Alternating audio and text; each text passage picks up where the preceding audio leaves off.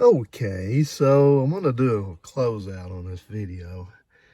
I've got this all back together. I've been doing some test drives, which have been encouraging. But I think the best way to really see if this did the trick finally is to take this out on the highway and just drive it kind of an extended trip. And I have something in mind that'll work for that quite well. Working on another project over here, which you've been following along with on this Dart that I picked up a while back, and so I'm doing the brakes on it, and somebody forgot to order wheel seals when they ordered the rest of it. So I gotta have wheel seals, and wheel seals are not very easy to find, but they've got them in Fayetteville, which is 35 miles away, something like that. And so I need two, which means they'll have one. That's the way it always works. It's the unwritten rule of parts stores. If you need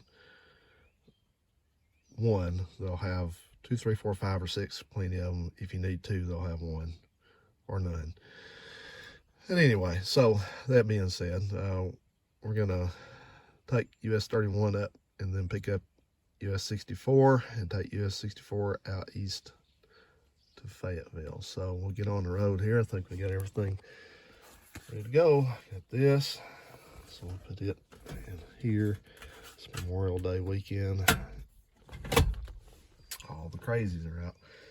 So anyway, we'll do a little mileage check, and this is not going to be, I'll tell you now, it's not going to be much for video quality because this window is open. It's going to be open.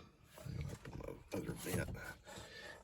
And so a little noisy, but we'll just check in periodically. So our starting mileage is 51,288, I guess you would say. And like I said, we have a couple of goals. We want the car to, number one, we want the car to run long enough to get back home, which I think it will. And then number two, we want the car to stay cool. So this water temperature gauge is not the easiest gauge to read because some genius at Autometer decided that you needed to put a convex lens on it, and I haven't taken the time to change that yet. So it's a little bit, it's got all kinds of things. That was one of the dumbest ideas anybody could have ever thought up. It was done for me to buy the thing too. So anyway, I hope it'll run cool. So all right, let's start up and go. I tell you, for life of me, I don't understand why people, even with the videos I've made and the help I've given, people still have so much trouble getting cars to start easily with a choke. I don't get it. Hey guys, I'll check back in. Okay, we are at 51,304. We're running along about 50 to 60 miles an hour. The temperature is at whatever that is, 79. So we're about to pick up US 64 right up here.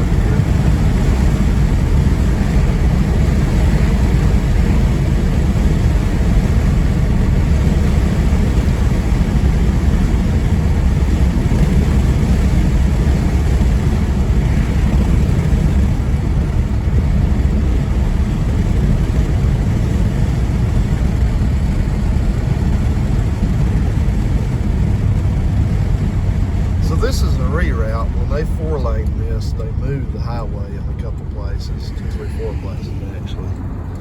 So it used to go through town the ways up here. All right, speed limit is 65 out here, so we'll roll along about the speed limit for several miles. I'll check back in.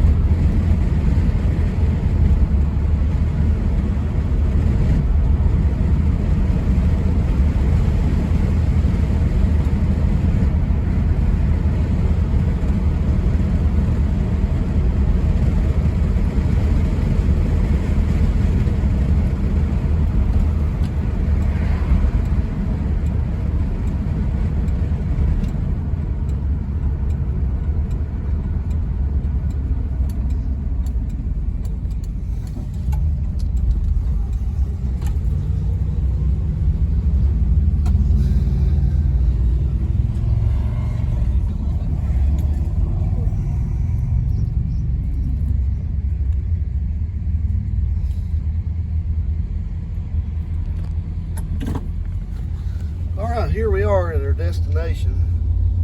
What a stupid design that was.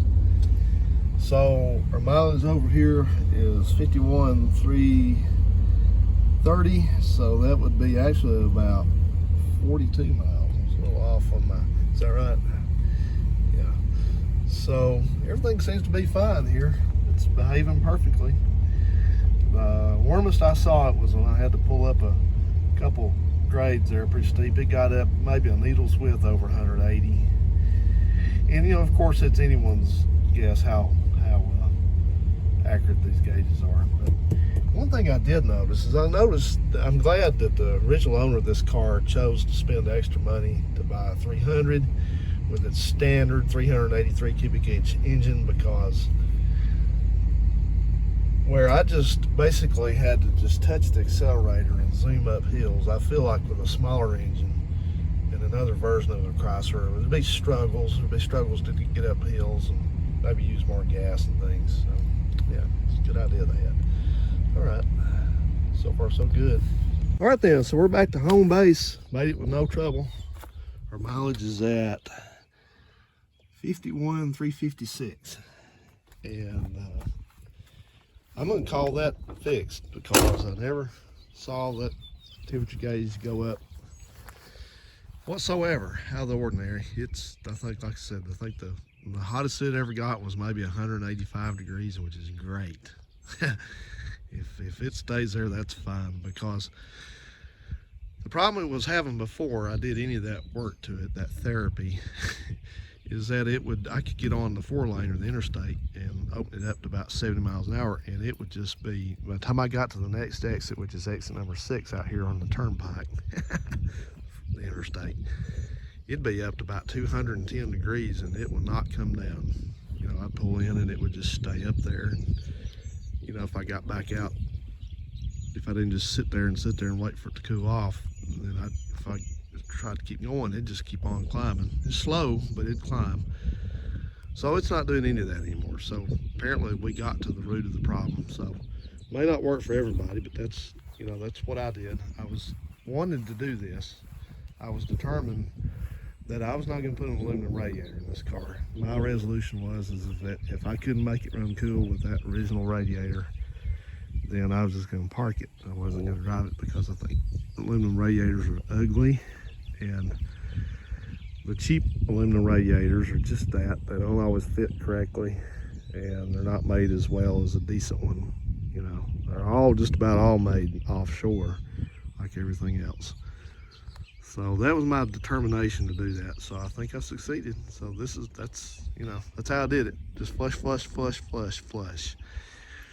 And that's a pretty long trip for this car. I don't know if I've ever driven it that long in one session. So I made a couple observations about it. It's got a little bit of a driveline vibration. I think it may need either some new joints or the drive shaft balanced, or both. Something like that. It's not bad, but it's there. It's noticeable.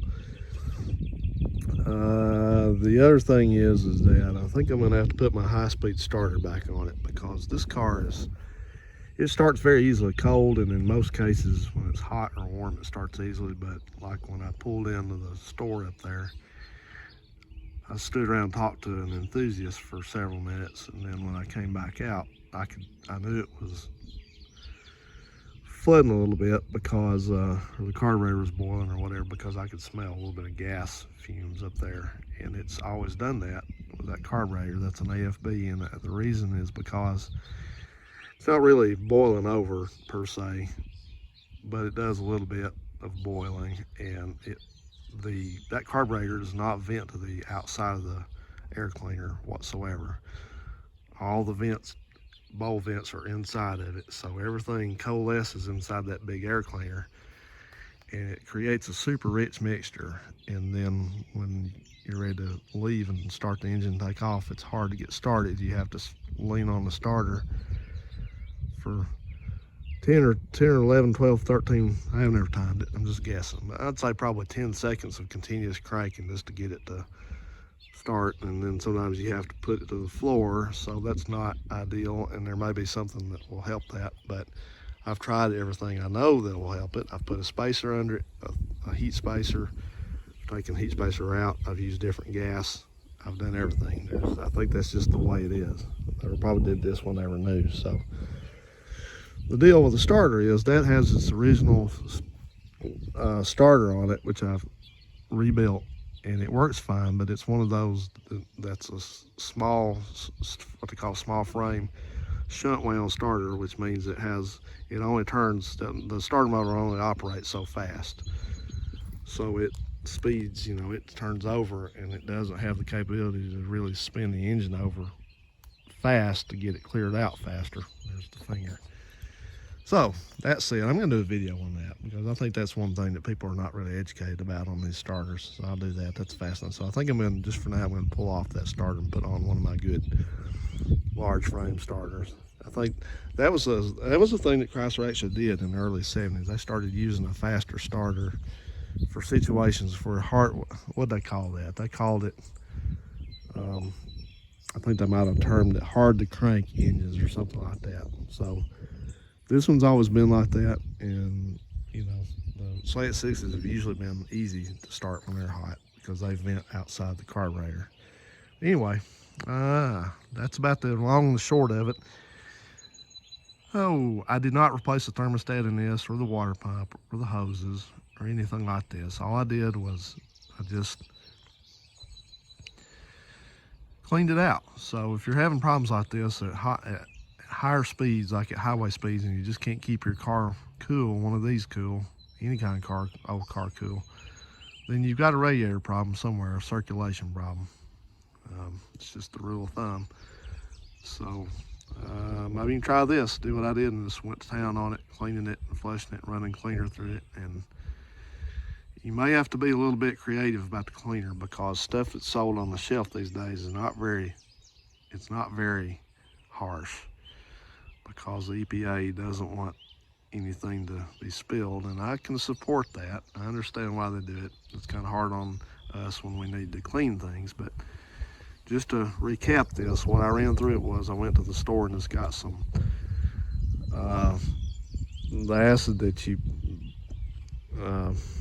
can with, whatever that stuff's called. Forgot the name of it now. It's in the video, you saw it. But anyway, just ran a very strong concoction of that through it, and it did not tear anything up, did not melt the heater core, didn't melt this, didn't melt that, didn't burn this out, didn't burn all the solder out of the radiator, none of that crap. So didn't do anything except clean it out. So anyway, not saying that this may do this again. In a year it may get clogged up again. We'll have to run something through it again. But right now, hey, I'm happy. I think I'm gonna look at a couple things to do to this car this year. I may change the exhaust around on it a little bit. I found some mufflers I really like that are not too loud, and then I may put some wheels on it because these hubcaps creak all the time on this thing. Every time I'm going somewhere, if I have the window down, I can hear the hubcaps creaking, creak, creak, creak, creak, creak, creak. So I don't like that. So I might do something different. We'll see. Stay tuned.